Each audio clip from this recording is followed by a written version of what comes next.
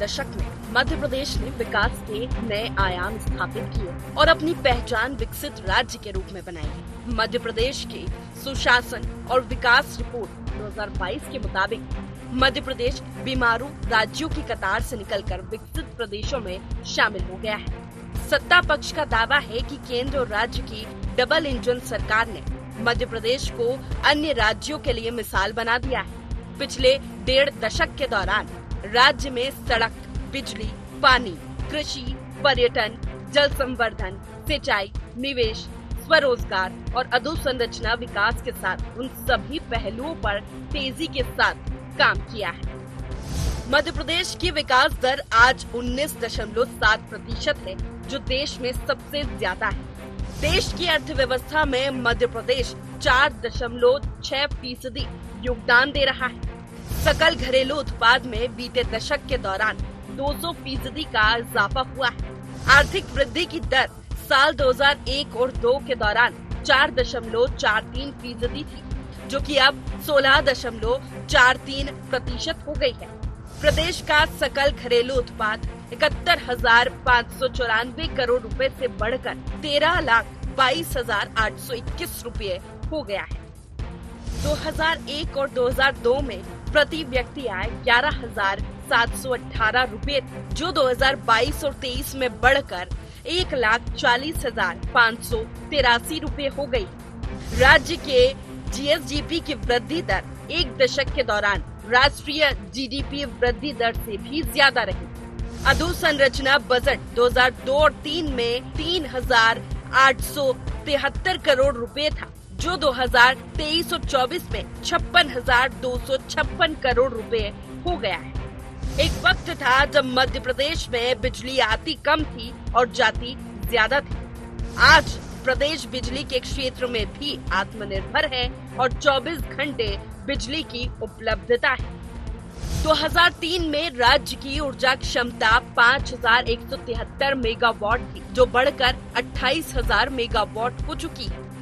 नवीकरणीय ऊर्जा के क्षेत्र में भी मध्य प्रदेश देश में सबसे आगे है।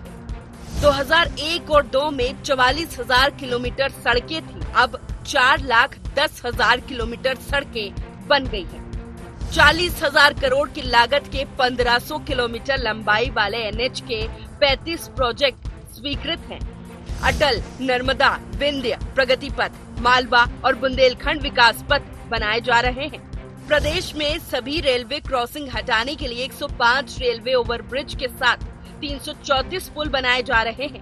86,000 करोड़ से ज्यादा की रेल परियोजनाओं के कार्य मध्य प्रदेश में चल रहे हैं।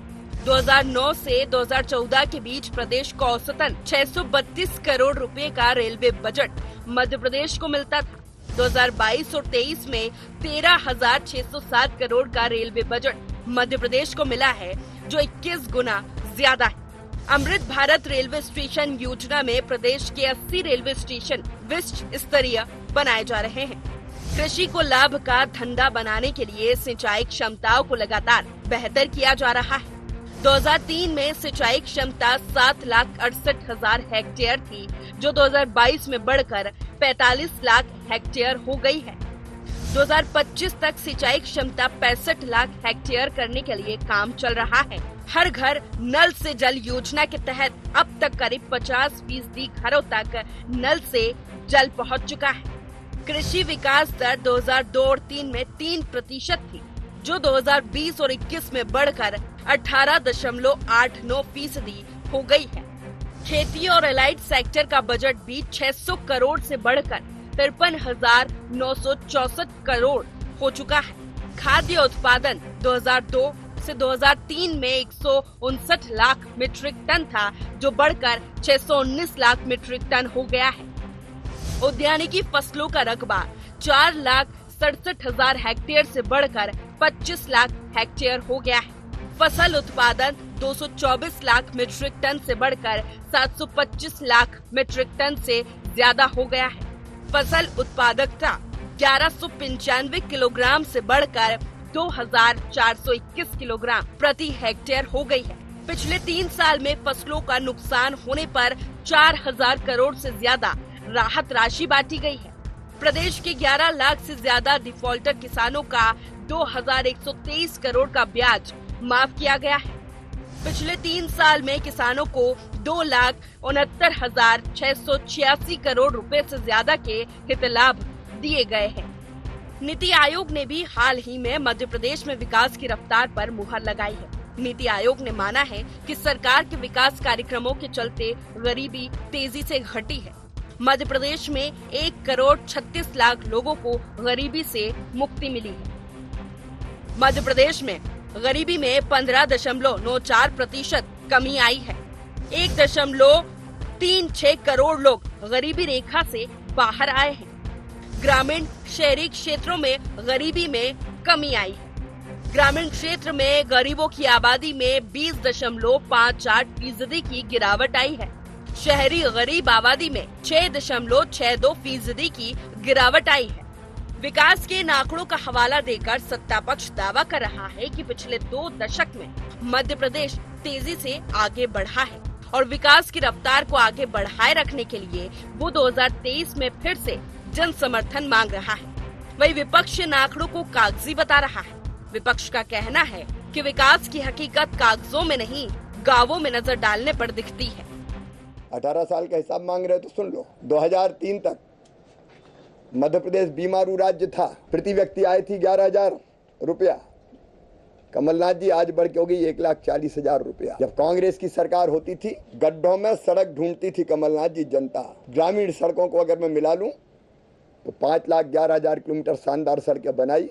उनके समय जब दिग्गी मुख्यमंत्री थे तो बच्चे डिब्बी में पढ़ाई करते थे। आज 29,000 मेगावाट बिजली बना के मध्य प्रदेश की जनता को दी है। हमारी विकास दर पिछले साल 18% के ऊपर थी, इस बार 16% के ऊपर है। कमलनाथ जी, जब आपके सहयोगी दिग्गी राजा और आपकी पार्टी की सरकार थी तब बजट हुआ करता था 23,000 करोड़ रुपया। उसको बढ़ा के हमने किया 3,14,000 करोड़ रुपया। मुझे गर्व है 18 साल में हमने मध्य प्रदेश बदला है। झूठे आंकड़े दिल्ली से लेके भोपाल तक के अधिकारी भारतीय जनता पार्टी के इशारे पे जनता के सामने परोसते हैं। सत्य क्या है, मैं तो रोज गांव घूमता हूँ, ग्रामीण लोगों के बीच में रहता हूँ। इतनी बुरी दुर्दशा है कि 18 साल में और पीछे हो गया, गरीबी रेखा में जूझ रहा है, लड़ रहा है। दूसरे आंकड़े नहीं दिखते इनको। ये ढकोसले वाला थोथा विकास, खोखला विकास मध्य प्रदेश की जनता समझ गई है। मध्य प्रदेश में विकास पर सत्ता पक्ष के अपने दावे हैं तो विपक्ष इन्हें कागजी बता रहा है। नई सरकार के गठन के लिए होने जा रहे चुनाव में दोनों इसको लेकर आमने सामने हैं। देखना है कि जनता सरकार के विकास के दावों पर मुहर लगाती है या नहीं। Bureau report, IND 24।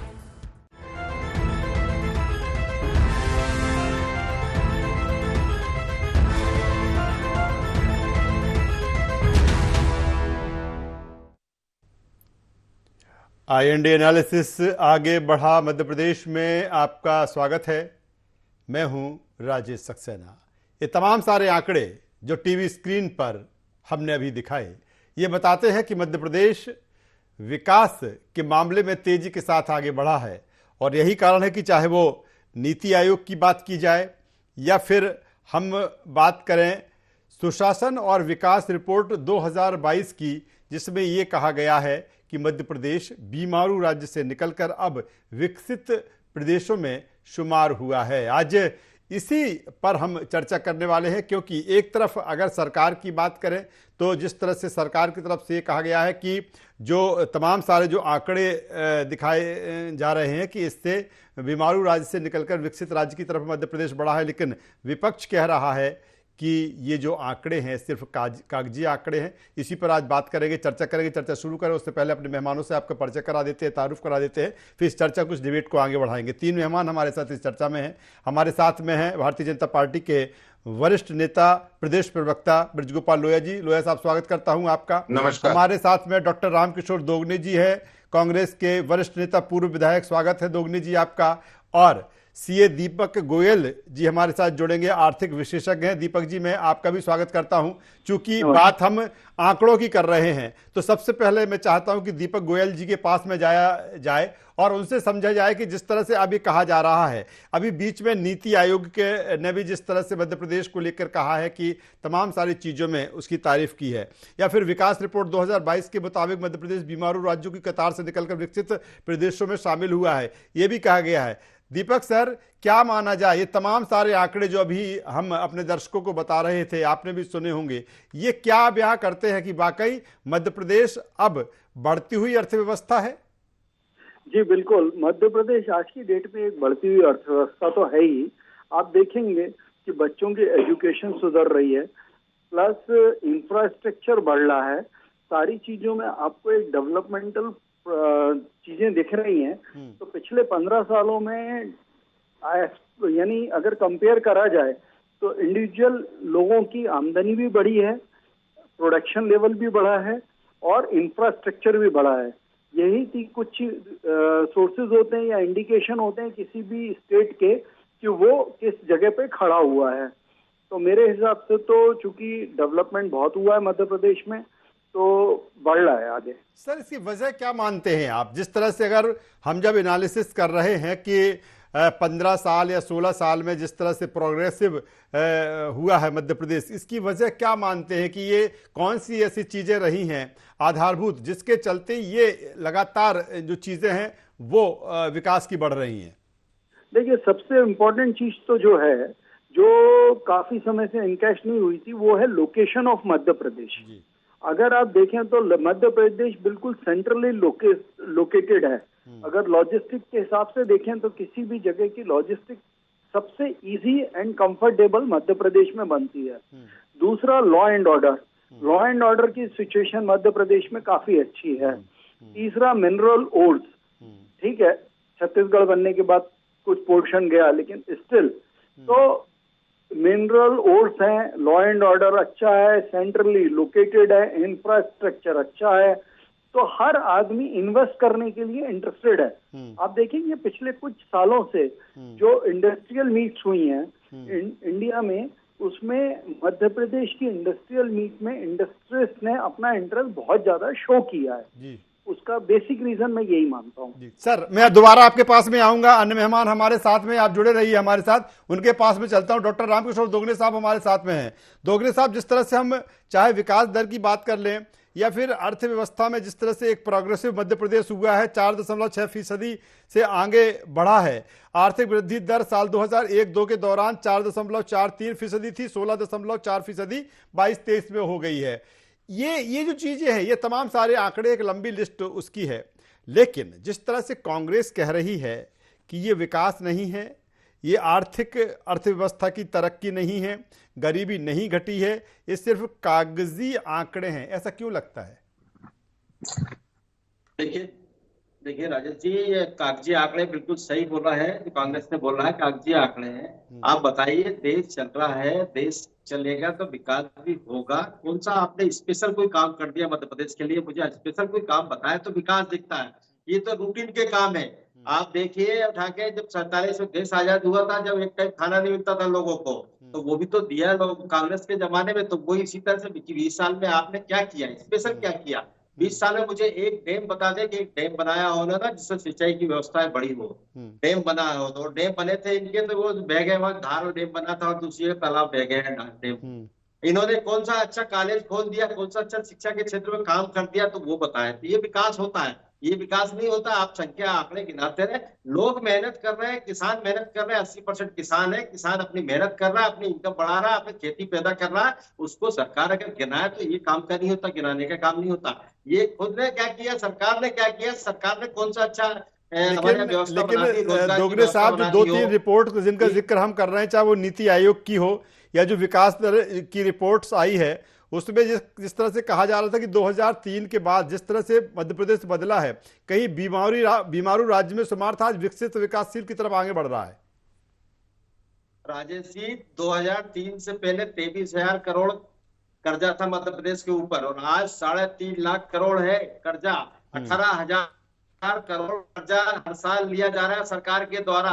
तो जी। इसका क्या विकास किया आपने, ये तो बताएं। विकास कुछ भी नहीं है, जो आंकड़े हैं, और आंकड़े तो चलिए भाजपा चलिए में दोगने साहब दोबारा आपके आंकड़े साथ बनाए में जाते आऊंगा। हैं। आपने केंद्र सरकार में भी ये देखा, विकास केंद्र नहीं भी जो है। आंकड़े दे रहे हैं, दोगने झूठे साहब कह रहे हैं आंकड़े कि दे रहे विकास हैं, नहीं है। और ब्रजगोपाल लोहिया साहब इंटरनेशनल आपके लेवल पास जाके में वो आता फेल हो हूँ। जा रहे हैं। लोहिया साहब बता दीजिए, वो कह रहे हैं कि ये जो आंकड़े हैं सिर्फ कागजी हैं, हकीकत से बहुत दूर हैं, गांवों में वास्तविक स्थिति दिखती है, या जिस जिस तरह से कांग्रेस या दोगने साहब कह रहे हैं, जवाब दे दें आप।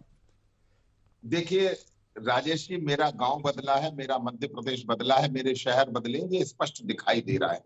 इसमें हमें किसी को बताने की जरूरत नहीं है। मध्य प्रदेश की 8.5 करोड़ जनता देख रही है। उसमें से 5.5 करोड़ लोग वो हैं जिन्होंने 2003 भी देखा है, जब मध्य प्रदेश अंधकार में डूबा प्रांत होता था। दोगने जी, आप सम्मानीय विधायक रहे विधानसभा की, आपको याद होगा, ये वही मध्य प्रदेश है जिसमें शाम को 7 बजे पुलिस की गाड़ियां सायरन बजाते हुए निकलती थी और लोगों को अपनी दुकान की शटर बंद करना पड़ते थे, लाइट बंद करना पड़ती थी। अंधकार में डूबा प्रदेश था, परंतु आज हम इलेक्ट्रिसिटी सरप्लस स्टेट है। इस सत्य को स्वीकार करिए। इस सत्य को स्वीकार करिए कि राजा नवाबों के साथ अंग्रेजों ने मुगल काल में और कांग्रेस की 60 वर्षों की सरकार ने मिलाकर जितनी सिंचाई क्षमता पैदा की थी, उससे 4 गुना सिंचाई क्षमता पिछले 18-19 वर्षों में पैदा हुई है। इस सत्य को भी स्वीकार करिए कि एक भी मध्य प्रदेश की सड़क का नाम आप बता दें कि वो सड़क आज के स्तर की सड़क के बराबरी की मध्य प्रदेश में कहीं 2003 तक हो। एक बात और करता हूं, ये मध्य प्रदेश के किसानों का उत्पादन बढ़ा है और इसीलिए कृषि कर्मण अवार्ड हमें मिला है। और केवल ऐसा नहीं है जो आप कह रहे हैं अभी कि फर्जी कागज है, फर्जी आंकड़े हैं। ये आपकी यूपीए की सरकार में, जिसका रिमोट कंट्रोल सोनिया गांधी जी के हाथ में था, उस सरकार ने हमें लगातार 3 वर्ष तक दिया है। आज मध्य प्रदेश ने पंजाब और हरियाणा को अगर गेहूं के उत्पादन में पीछे छोड़ दिया है, तो ये मध्य प्रदेश सरकार की सिंचाई की क्षमता और बिजली का आपूर्ति बढ़ाने के कारण संभव हुआ है। एक बात मैं और कहूं, हम किसी का श्रेय नहीं लेना चाहते। मेरे प्रदेश के किसानों ने भी इसमें अपना पसीना बहाया है, तब ये स्थिति आई है। परंतु आपकी सरकार के दौरान आप याद करिए, एक पलेवे के पानी के लिए किसान सड़क पर बैठकर चक्का जाम करता था। आज मध्य प्रदेश में 15 अप्रैल को मूंग बोकर 15 जून को काटता है और 7,700 रुपए के भाव से समर्थन मूल्य पर बेचता है। कृषि उपार्जन की बात भी मैं कर सकता हूं आपसे। एक बात और आपसे कर रहा हूं, क्या मध्य प्रदेश में दुनिया की भारत की नहीं, विश्व की सबसे तेज कृषि विकास दर है 20%। आपके समय में -3% थी, क्योंकि ना तो खाद था, ना पानी था, ना बिजली थी। एक और बात करता हूं औद्योगिक विकास की, जिसकी दर आपके समय में -3% थी। आज मध्य प्रदेश की औद्योगिक विकास दर 24% है। ये सरकार के प्रयत्न है, हम केवल प्रयत्न कर रहे हैं।